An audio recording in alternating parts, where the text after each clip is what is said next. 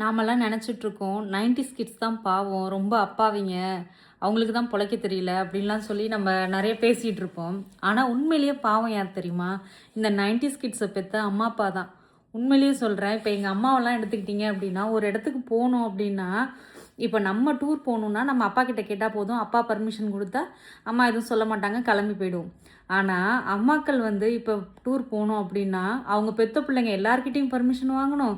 மருமக இருந்தா மருமகிட்டயும் வாங்கணும். புருஷன்கிட்டயும் வாங்கணும். இப்படி ஒரு சிச்சுவேஷன்ல தான் மாட்டியிருக்காங்க. அவங்களால குடும்பத்த மீறி ஒரு விஷயத்த வந்து தனிச்சு முடிவெடுக்கவும் முடியல. இத எத வச்சு சொல்றேன்னா, எங்க அம்மாவுக்கு வந்து காசி போணும்னு ஆசை. டூர் போறாங்க. அத வந்து ஒவ்வொருத்தர்கிட்டயா எப்படி கேட்குறாங்கன்னா, அ அம்மா நாங்க 4 பேரு. ஒவ்வொருத்தவங்கள்ட்டயும் போய், "அம்மா அக்கா வந்து சொல்லிட்டா.